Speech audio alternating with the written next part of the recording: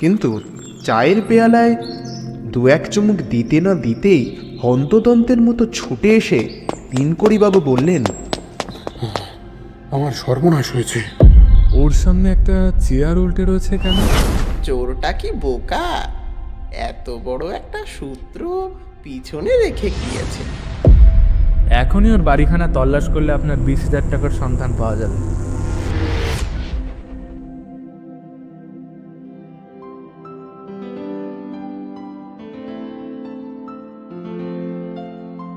Hello, welcome to Monjoy, an official audiobook channel. এখানে আমরা গল্প নয়, কিছু অনুভূতি নিয়ে আসি। আজকে আমরা এসেছি একটি নতুন অনুভূতি নিয়ে আপনার মনকে জয় করে নিতে। আমাদের আজকের উপস্থাপনা হেমেন্দ্র কুমার রায়ের জয়ন্ত ও মানিক জুটির রোমাঞ্চকর এক সৃষ্টি, একখানা উল্টে পড়া চেয়ার। শুনতে থাকুন আর হারিয়ে যান অনুভূতির জগতে।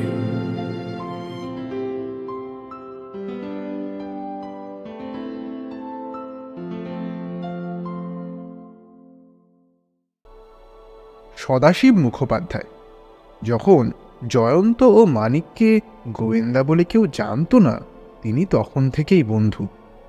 জমিদার মানুষ, বাস করেন শিবপুরের গঙ্গার ধারে মস্ত এক বাড়িতে। জয়ন্ত ও মানিক আজ তার কাছে এসেছে সন্ধ্যাভোজের নিমন্ত্রণ রক্ষা করতে। তখনও সন্ধ্যার শাক বাজেনি। সদাশিববাবুর সাজানো গুছানো লম্বা চওড়া বৈঠকখানায় বসে জয়ন্ত ও মানিক গল্প করছে সকলের সঙ্গে। সকলে মানে সদাশিববাবু ও তার কয়েকজন প্রতিবেশী বন্ধু। তারা আকৃষ্ট হয়েছেন ভুরি ভোজের লোভে নয়, জয়ন্তের নাম শুনেই। জয়ন্তের মুখে তার কোনো কোনো মামলার কথা শুনবেন, এই তাদের আগ্রহ।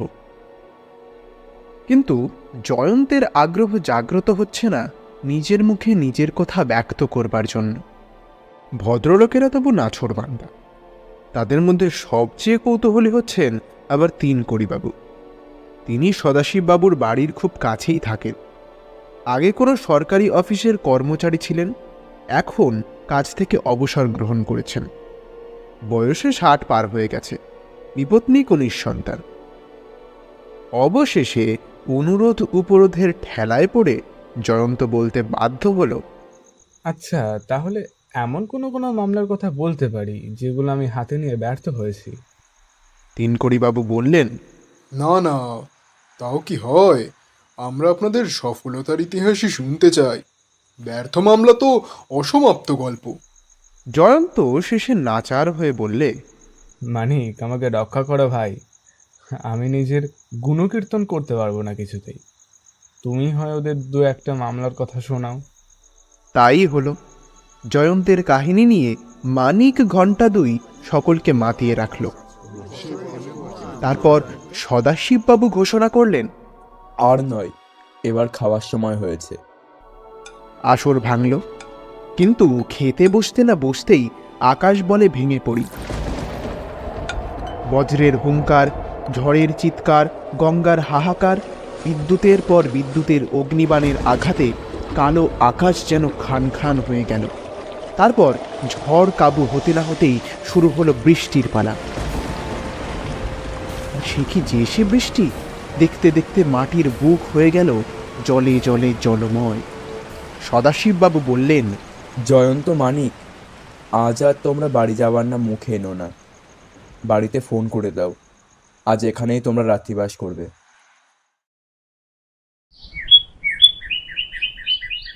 সকালে সদাশিববাবু বললেন, যাবার আগে চা পান করে যাও। মানিক বলল, সাধু প্রস্তাব। অনতিবিলম্বে চায়ের সঙ্গে এলো আরও কিছু। কিন্তু চায়ের পেয়ালায় দু এক চুমুক দিতে না দিতেই হন্তদন্তের মতো ছুটে এসে দিনকড়িবাবু বললেন, আমার সর্বনাশ হয়েছে। সদাশিববাবু বললেন, ব্যাপারটা কি দিনকড়িবাবু? চোরে আমার 20,000 টাকা নিয়ে পালিয়েছে। জয়ন্ত বলল, থানায় খবর পাঠিয়েছেন? পাঠিয়েছি, পুলিশ এখনো আসেনি।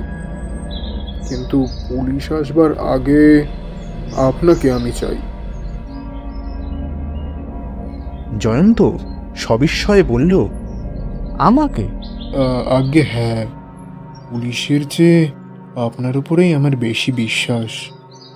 আমাকে মাফ করবেন, এসব সাধারণ চুরির মামলা নিয়ে আমি মাথা ঘামাতে চাই না। আর পুলিশ অনায়াসেই এরকম মামলার কিনারা করতে পারবে। তিনকড়িবাবু করুণ স্বরে বললেন, সদাশিববাবু, আমার মতো লোকের কাছে এ চুরি সাধারণ চুরি নয়। ওই 20,000 টাকার দাম আমার কাছে কত আপনি তা জানেন। আপনি যদি দয়া করে আমার জন্য জয়ন্ত বাবুকে একটু অনুরোধ করেন। সদাশিববাবু বললেন, বেশ, তা করছি। জয়ন্ত, আমারও ইচ্ছা। জয়ন্ত বাধা দিয়ে বলল, আর বলতে হবে না, তোমার ইচ্ছা কি বুঝেছি, কিন্তু নিমন্ত্রণ খেতে এসে এসব চুরির মামলা নিয়ে জড়িয়ে পড়বার ইচ্ছা আমার মোটেই নেই। বড় জোর তিনকড়িবাবুর মুখে চুরির বিবরণ শুনে ঘটনাস্থলে একবার চোখ বুলিয়ে আসতে পারি, তার বেশি কিছু পারবো না। তিনকড়ি আশান্বিত হয়ে বললেন, আমার পক্ষে তাই হবে যথেষ্ট।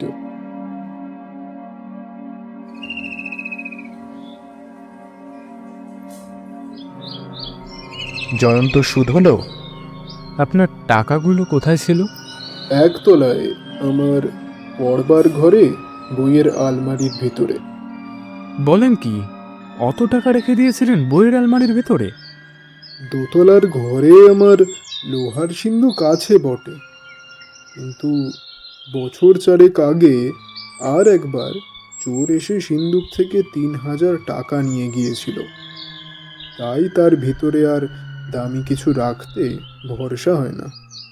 টাকাগুলো ব্যাংকে জমা রাখেননি কেন?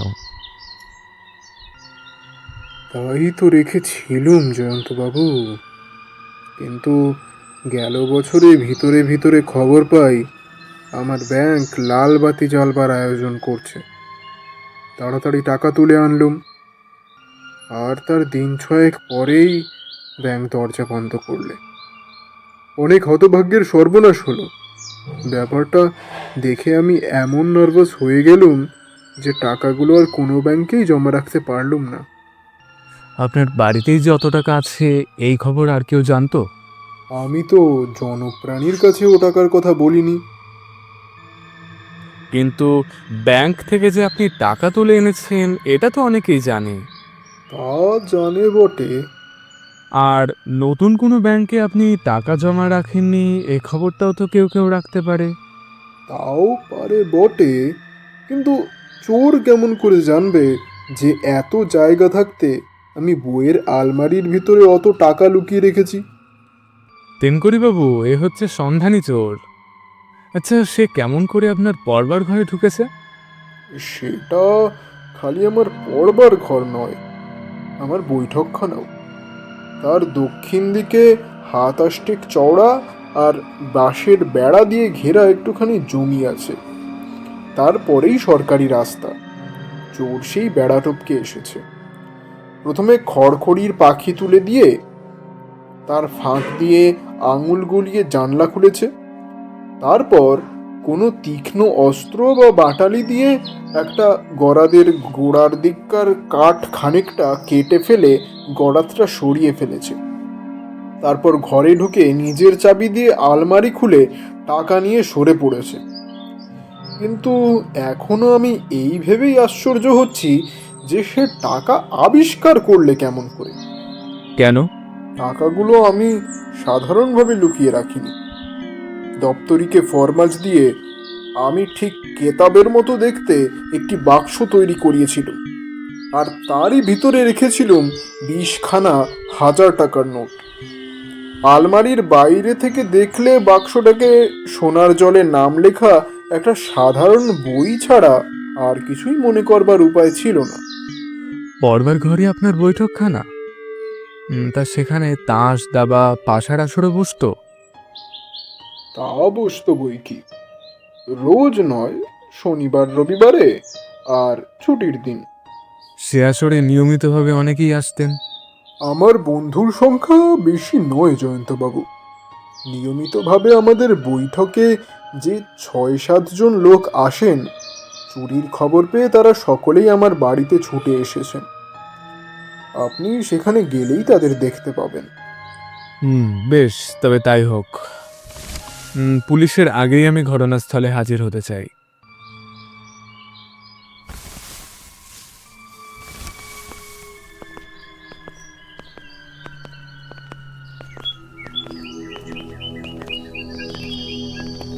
একখানা ছোটোখাটো দোতলা বাড়ি।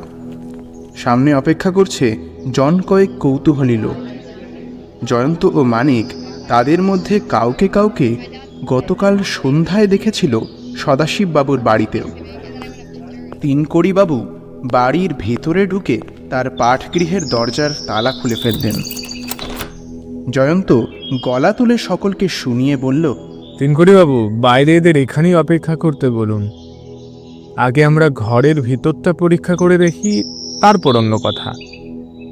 মাঝারি আকারের ঘর, মাঝখানে একটা গালিচা বিছানো তক্তাপোষ, এদিকে ছোট একটি টেবিল ও দুখানা চেয়ার, একদিকে দুটি বই ভরা আলমারি এবং আর একদিকেও পুস্তকপূর্ণ শেলফ।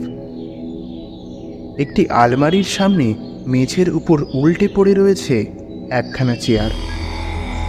ঘরের এখানে ওখানে যেখানে সেখানেও ছড়ানো রয়েছে নানা আকারের কেতাব ও মাসিকপত্র প্রভৃতি। দেখলেই বোঝা যায় যে তিনকড়িবাবু হচ্ছেন দস্তুর মতো গ্রন্থকিত। জয়ন্ত মিনিট দুয়েক ধরে নীরবে দাঁড়িয়ে দাঁড়িয়ে ঘরের চারিদিকে দৃষ্টি সঞ্চালন করতে লাগল। তারপর জিজ্ঞাসা করল, তিনকড়িবাবু, টাকা চুরি গিয়েছে কোন আলমারির ভেতর থেকে? তিনকড়ি অঙ্গুলি নির্দেশ করে দেখিয়ে দিলেন, ওর সামনে একটা চেয়ার উল্টে রয়েছে কেন? জানি না, তবে ওটা হচ্ছে চোরেরই কীর্তি। কারণ কাল রাত্রে আমি যখন এ ঘরের দরজা বন্ধ করে যাই, চেয়ারখানা তখন 4 পায়ে ভর দিয়ে দাঁড়িয়েই ছিল। আপনি কাল যখন ঘর থেকে বেরিয়ে যান, চেয়ারখানা তখন কোথায় ছিল? ওই ওদিককার টেবিলের সামনে। তাহলে চোরেই চেয়ারখানা আলমারির সামনে টেনে এনেছে। তাছাড়া আর কি। জয়ন্ত পকেট থেকে রূপোর ডিপে বার করে নস্যি নিতে লাগলো। এটা হচ্ছে তার আনন্দের লক্ষণ। নিশ্চয়ই সে কোনো উল্লেখযোগ্য সূত্র আবিষ্কার করেছে। বটে বটে। আপনার সেই জাল কেদাবে পড়ে আসল নোটগুলো আলমারির কোনো তাকে রেখেছিলেন? তিনকড়ি থতমত খেয়ে বললেন, জাল কেতাব? হ্যাঁ, জাল কেতাব। অর্থাৎ যা কেতাবের মতো দেখতে, কিন্তু কেতাব নয়। ও, বুঝেছি। সেই কেতাব বাক্সটা ছিল আলমারির সব থেকে উপরের তাকে। বলতে বলতে জয়ন্ত আলমারির কাছে এগিয়ে দাঁড়ালো। তারপর আলমারিটা পরীক্ষা করতে করতে আবার বলল, আলমারির কলে যে চাবিটা লাগানো রয়েছে সেটা কি আপনার? আজ্ঞে না, ওটা নিশ্চয়ই চোরের সম্পত্তি। তাহলে চোর পেশাদার চোর নয়। কি করে বুঝলেন? পেশাদার চোরের কাছে প্রায়ই চাবির গোছা থাকে, এরকম একটি মাত্র চাবি থাকে না। আর এখানে চোর এসেছিল একটি মাত্র চাবি নিয়ে। তার মানে সে জানতো এই একটি মাত্র চাবি দিয়েই সে কেল্লাফতে করতে পারবে। যদি বলেন সে এতটা নিশ্চিত হয়েছিল কেন, তবে তার উত্তর হচ্ছে সে আগে থাকতেই যে কোনো সুযোগে এই আলমারির কলে একটা মোমের বা অন্য কিছুর ছাঁচ তুলে নিয়ে বিশেষ একটা চাবি গড়ে তবে এখানে এসেছিল। আর চুরি তার ব্যবসা নয়, এ চাবি পরে তার কোনো কাজে লাগবে না, তাই চাবিটাকে সে এখানেই পরিত্যাগ করে প্রস্থান করেছে।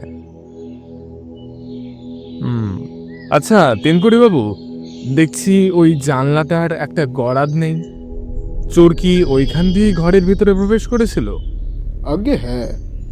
জয়ন্ত জানলাটার সামনে গিয়ে দাঁড়ালো।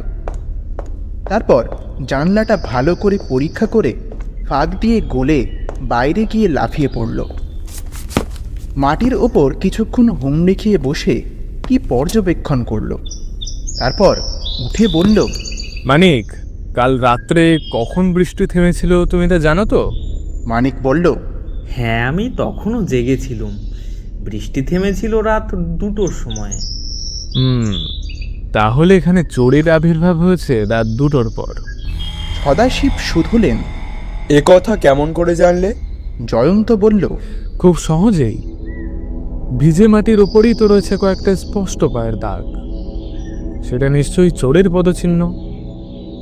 আর কালকে প্রবল বৃষ্টিপাতের ভিতরে চোর এখানে এলে তো সব পায়ের দাগ ধুয়ে মুছে যেত।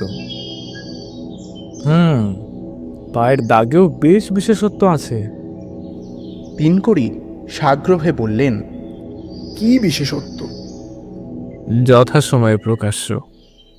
বলতে বলতে জয়ন্ত আবার জানলাটার ফাঁক দিয়ে গলে ঘরের ভিতরে এসে দাঁড়ালো। তারপর নিম্নস্বরে আবার বলল, তিনকড়ি বাবু, একটা কথা জিজ্ঞাসার আছে। আজ্ঞা করুন। আপনি আলমারির ভেতর থেকে জাল খেতাবখানা মাঝে মাঝে বার করতেন? আজ্ঞে হ্যাঁ, করতুম। দেখতুম নোটগুলো যথাস্থানে আছে কিনা। তখন নিশ্চয়ই ঘরের ভিতরে আপনি একলা থাকতেন। সে কথা জিজ্ঞাসা করাই বাহুল্য। জানলার ভেতর দিয়ে বাইরের দিকে তাকিয়ে জয়ন্ত নিজের মনে কি ভাবতে লাগলো কিছুক্ষণ। তারপর শুধল, রাস্তার ওপারে ওই যে লাল রঙের বাড়ি রয়েছে, ওখানা কার বাড়ি? যদুবাবুর, আমার এক বিশেষ বন্ধু। আর তার পাশের ওই ওই হলদে বাড়িখানা? মাধববাবুর, তিনিও আমার বিশেষ বন্ধু। আচ্ছা, অনেকক্ষণ ধরে লক্ষ্য করছি একটি ছোটখাটো ভদ্রলোক বারবার দরজার ওপাশ থেকে উকি ঝুঁকি মারছেন। উনি কে? তিনকড়ি বললেন, আমিও দেখেছি, ওরই নাম যদুবাবু। যদুবাবুও জয়ন্তের প্রশ্ন শুনতে পেলেন। দরজার সামনে এসে তিনি বললেন, জয়ন্ত বাবু, ক্ষমা করবেন, আমি আমার কৌতূহল সংবরণ করতে পারছিলাম না। কে না জানে আপনি হচ্ছেন এক আশ্চর্য জাদুকর গোয়েন্দা। আজ এখানে এসে আবার কি জাদু সৃষ্টি করেন, তাই দেখবার জন্য আমার আগ্রহের আর সীমা নেই। জয়ন্ত সহাস্যে বলল, ব্যাপারটা এতই স্পষ্ট যে কোনো জাদু সৃষ্টি করবার দরকার নেই। আমার যা জানবার আমি তা জেনেছি। এখন এখন আপনারা সকলেই ঘরের ভেতরে আসতে পারেন। তাই নাকি? বলতে বলতে ও হাসতে হাসতে সর্বপ্রথমেই ঘরের ভিতরে পদার্পণ করলেন যদুবাবু। ছোটখাটো বলেই তার চেহারার বর্ণনা করা হয় না। ভগবানের দয়ায় তিনি বামন হতে হতে বেঁচে গিয়েছেন, কারণ তার দেহের দৈর্ঘ্য 4.5 ফুটের বেশি নয়। অঙ্গ প্রত্যঙ্গ সেই অনুসারেই মানানসই, যদিও তার দেহখানি ছোটর ভিতরেই দিব্যি নাদোষ নুদোষ। যদুবাবুর পর দেখা দিলেন মাধববাবু। দস্তুর মতো দশাশই চেহারা, উচ্চতাতেও 6 ফুটের কম হবে না। এলেন আরও জনচারেক ভদ্রলোক। তিনকড়ি একে একে সকলের সঙ্গে জয়ন্তের আলাপ করিয়ে দিয়ে বললেন, আমার তাস দাবা খেলার সঙ্গী হচ্ছেন এরাই। জয়ন্ত মুখে কিছু বলল না, কেবল একবার করে চোখ বুলিয়ে প্রত্যেকের মাথা থেকে পা পর্যন্ত দেখে নিল। মাধববাবু বললেন, বলেন কি জয়ন্তবাবু, ব্যাপারটা এখনই আপনার কাছে স্পষ্ট হয়ে উঠেছে? আজ্ঞে হ্যাঁ, খুব স্পষ্ট। কিন্তু আমরা তো স্পষ্ট কিছুই দেখতে পাচ্ছি না। এখানে কাল রাতে চুরি হয়ে গিয়েছে। তাই তো শুনছি। চোর ওই গড়াত খুলে এই ঘরে ঢুকেছে। তাই তো দেখছি। তাহলে ব্যাপারটা কি স্পষ্ট বোঝা যাচ্ছে না? ও, চোরকে? সেটা পুলিশ শেষে আবিষ্কার করবে। আমি এখানে চোর ধরতে আসিনি, আপনাদের মতো মজা দেখতে এসেছি। যদুবাবু আপত্তি করে বললেন, আমরা এখানে মজা দেখতে আসিনি, বন্ধুর দুঃখে সহানুভূতি জানাতে এসেছি। মাধববাবু বললেন, আমরা ভেবেছিলাম আপনি যখন এসেছেন তখন চোর ধরতে দেরি লাগবে না। জয়ন্ত হাসতে হাসতে বলল, পুলিশ যদি চোরকে ধরতে পারে তাহলে দেখবেন চোর আপনার মতো মাথায় 6 ফুট উঁচু নয়। মাধববাবু সবিস্ময়ে বললেন, বলেন কি, কেমন করে জানলেন? সে কথা বলবার আর সময় হবে না, ওই পুলিশ এসে পড়েছে।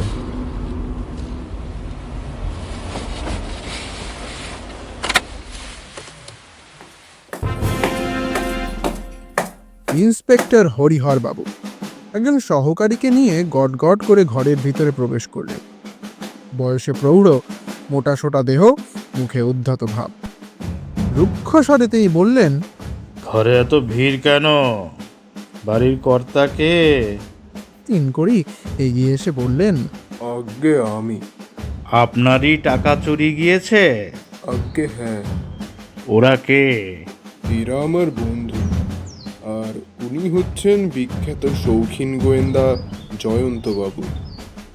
কৌতূহলী চোখে হরিহর একবার জয়ন্তের মুখের পানে তাকালেন, তারপর বললেন, শুনেছি ইন্সপেক্টর সুন্দরবাবুকে মাঝে মাঝে আপনি কোনো কোনো মামলায় সাহায্য করেন। জয়ন্ত বিনীতভাবে বলল, আগে ঠিক সাহায্য করি বলতে পারি না, তবে সাহায্য করার চেষ্টা করি বটে। মুখ টিপে হেসে হরিহর বললেন, এখানেও কি সেই চেষ্টা করতে এসেছেন? আগে না, মশাইয়ের চেহারা দেখেই বুঝেছি আপনার কাছে আমার চেষ্টা নগণ্য। তা ঠিক, কিন্তু সুন্দরবাবুর সঙ্গে আমার মত মেলে না। শখের গোয়েন্দার কাছে পেশাদার গোয়েন্দার শেখবার কিছুই নেই। জয়ন্ত বলল, আপনার মত অভ্রান্ত, আমিও ওই মত মানি। হরিহর বললেন, এইবার মামলার বৃত্তান্তটা আমি শুনতে চাই। তিনকড়ি আবার সব কথা বলে গেলেন একে একে। হরিহর সব শুনে বললেন, যে লোক এই বাজারে 20,000 টাকা রাখে বৈঠকখানার কেতাবের আলমারিতে, তাকেই আমি অপরাধ মনে করি। এ হচ্ছে চোরকে নিমন্ত্রণ করা আর খামোখা পুলিশের কাজ বাড়ানো। তিনকড়ি চুপ করে দাঁড়িয়ে রইলেন কাচুমাচু মুখে। জয়ন্ত বলল, টাকা ছিল ওই আলমারির ভেতরে। হরিহর বললেন, টাকা যখন লোপাট হয়েছে তখন আলমারিটা হাতড়ে আর কোনো লাভ হবে না। ওই যে চেয়ারখানা আলমারির সামনে উল্টে পড়ে রয়েছে, ওইখানা ছিল ওই টেবিলের সামনে। বসবার জন্য চোর ওখানা টেনে এনেছিল আর কি। হতেও পারে, না হতেও পারে। না হতেও পারে কেন? চোর চটপট কাজ হাসিল করে সরে পড়তে চায়। সে চেয়ার বেতে বসে বিশ্রাম করে না, আর করলেও সে টেবিলের সামনেই গিয়ে বসতে পারত। চেয়ারখানা এত দূরে টেনে আনতো না। বিশ্রাম করবার জন্য এখানে ঢালা বিছানাও রয়েছে, তবে চেয়ার নিয়ে টানাটানি কেন? হরিহর ঠাট্টার সুরে বললেন, কেন? তার জবাব আপনিই দিন না। আপনি না পারলে পরে আমাকে জবাব দিতে হবে বই কি। হরিহর মুখ ভার করে বললেন, আপনার জবাব শোনার জন্য আমার কোনোই আগ্রহ নেই। তো তিনকড়ি বাবু, আলমারির কলে একটা চাবি লাগানো রয়েছে দেখছি। ও চাবি আমার নয়। তাহলে কি চোরের? সে বিষয়ে সন্দেহ নেই। চাবিটা নতুন। আলমারিটা খুলবার জন্যই চোর হয়তো এই চাবিটা গড়িয়েছিল। তাহলে সে আগে এখানে এসে লুকিয়ে কলের ছাঁচ তুলে নিয়ে গিয়েছে। তাই তো জয়ন্তবাবু বললেন, এ কোনো সন্ধানী চোরের কাজ। জয়ন্তবাবু না বললেও একটু আমি বুঝতে পারতুম। তিনকড়ি বাবু, আপনার বাড়িতে আপনি ছাড়া আর কে কে আছে? আমার স্ত্রী, আমার ছেলে নেই, কেবল একটি বিবাহিত মেয়ে আছে, সে শ্বশুর বাড়িতে। এখানে একজন রাত দিনের চাকর, বামুন আর ঠিকেঝি আছে। হরিহর ফিরে নিজের সহকারীকে বললেন, সুশীল, বামুন আর চাকরকে সেপাইয়ের হেফাজতে রেখে এসো। তিনকড়ি বললেন, আপনি কি তাদের সন্দেহ করছেন? তারা যে খুব বিশ্বাসী। হরিহর ধমক দিয়ে বললে, আরে রাখুন মশাই, জানেন তো সব। এরকম বেশিরভাগ চুরির জন্য দায়ী গৃহস্থের বামুন চাকুররা। যাও সুশীল। জয়ন্ত বলল, চোর ওই গড়াত খুলে ঘরের ভেতরে ঢুকেছে। হরিহর উঠে জানলার কাছে গিয়ে দাঁড়ালেন। খোলা গারদটা হাতে করে তুলে নিয়ে পরীক্ষা করতে করতে বললেন, এর মধ্যে বিশেষ দ্রষ্টব্য কিছুই নেই। না, কিন্তু জানলার বাইরে কর্দমাক্ত জমির উপরে চোরের পায়ের ছাপ আছে।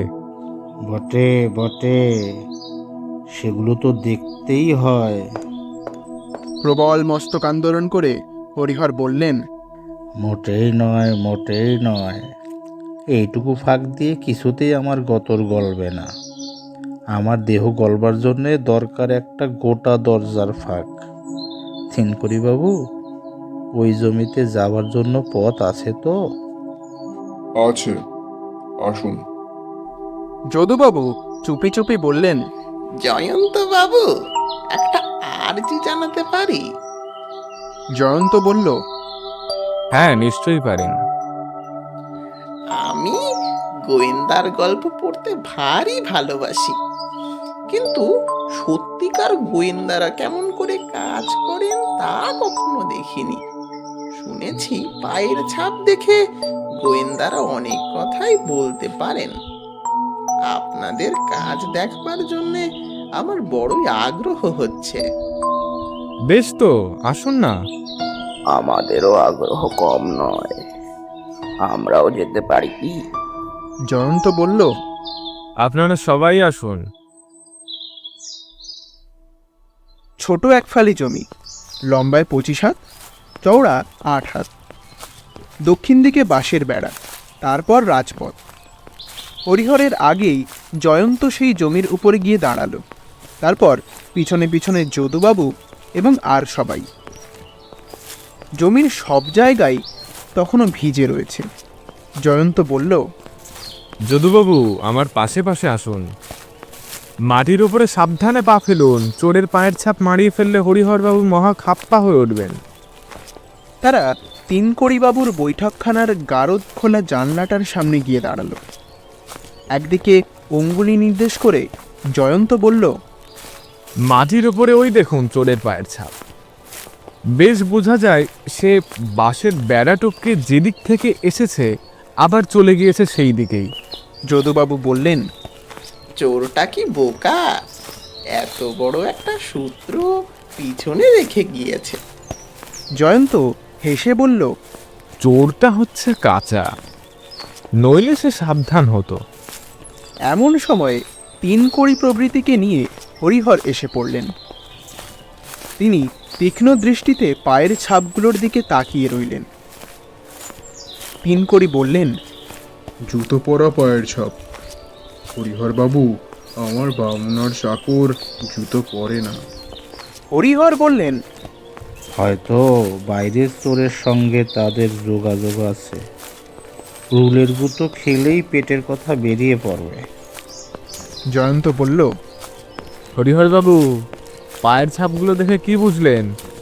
যা বুঝবার তা বুঝেছি, হ্যাঁ, আপনাকে বলবো কেন? জয়ন্ত হাসি মুখে বলল, বেশ, আপনি কি বুঝেছেন জানতে চাই না, কিন্তু আমি যা বুঝেছি বলবো কি? হরিহর তাচ্ছিল্যের সঙ্গে বললেন, বলতে ইচ্ছে করেন বলতে পারেন, আমার শোনার আগ্রহ নেই। জয়ন্ত বলল, প্রত্যেক পায়ের দাগের মাঝখানের ব্যবধানটা লক্ষ্য করুন। এটা আপনাকে মনে করিয়ে দেওয়া বাহুল্য যে ঢ্যাঙা লোক পা ফেলে বেশি তফাতে তফাতে, আর খাটো লোক পা ফেলে কম তফাতে তফাতে। আচ্ছা, এখানে পায়ের দাগের ব্যবধান দেখে কি মনে হয়? হরিহর মাটির দিকে কিছুক্ষণ তাকিয়ে রইলেন। তারপর বললেন, এগুলো নিশ্চয়ই কোনো ছোট ছেলে অর্থাৎ বালকের পায়ের ছাপ। ধরলাম তাই। এইবারে তিনকড়িবাবুর বৈঠকখানার দৃশ্যের কথা ভেবে দেখুন। তার নোটগুলো ছিল আলমারির ওপর তাকে।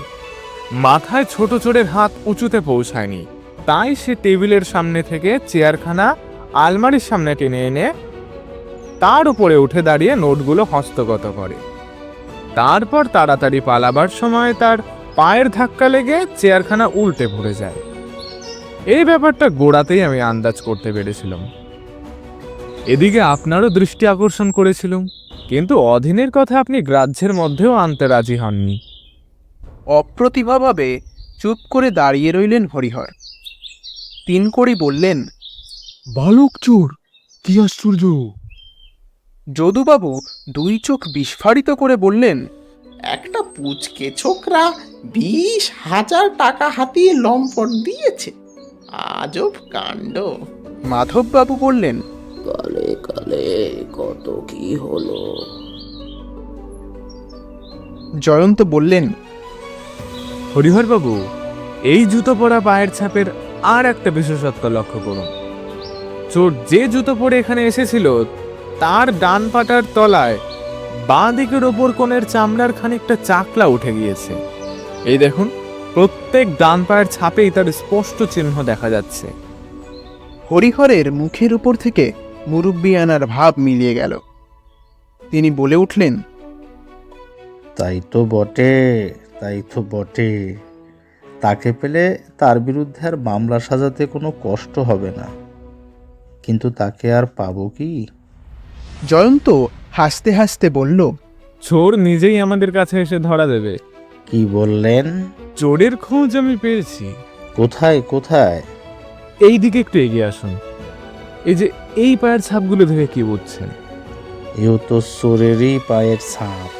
কোনো তফাৎ নেই তো? ভালো করে দেখে সন্দিগ্ধ স্বরে হরিহর বললেন, মনে হচ্ছে এ ছাপ যেন টাটকা। জয়ন্ত বলল, এগুলো সৃষ্টি হয়েছে এই মাত্র।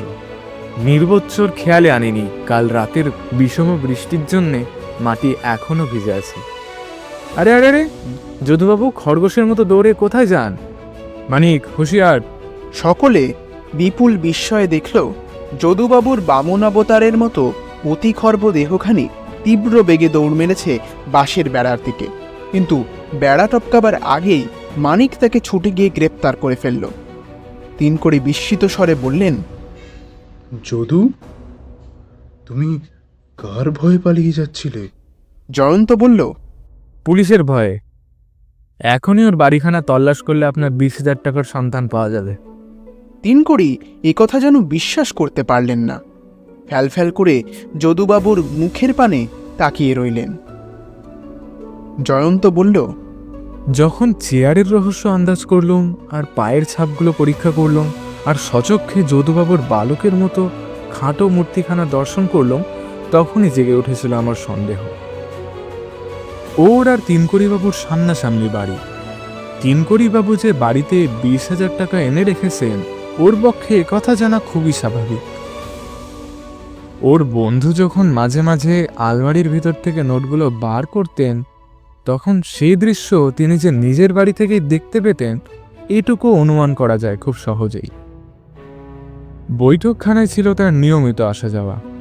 আলমারির কলের ছাঁচ তোলার অবসর পেতে পারেন উনি, সুতরাং অধিক বলা বাহুল্য।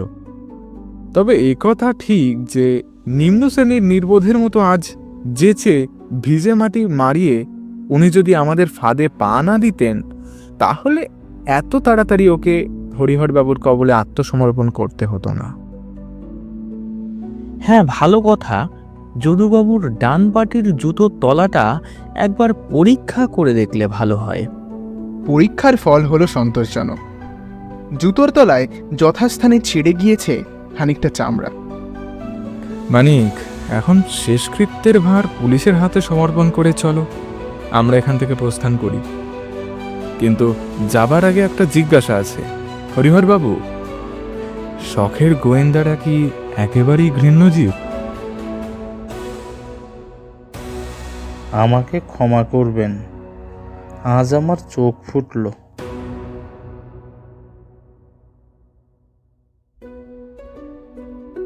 শেষ হলো আমাদের আজকের উপস্থাপনা, একখানা উল্টে পড়া চেয়ার।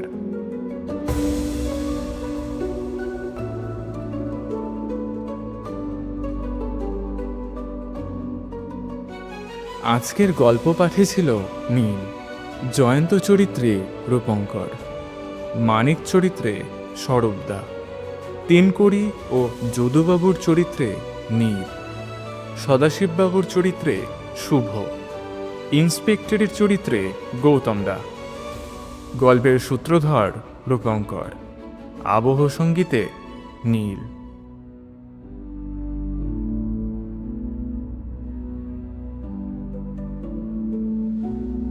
আমাদের প্রচেষ্টা যদি আপনাদের ভালো লেগে থাকে, তাহলে অবশ্যই লাইক এবং শেয়ার করে আপনার বন্ধুদের কাছেও পাঠিয়ে দিন এই নতুন অনুভূতি। এমন আরও অনুভূতি পেতে do not forget to subscribe our channel Monjoy official. এখানে আমরা গল্প নয় কিছু অনুভূতি নিয়ে আসি।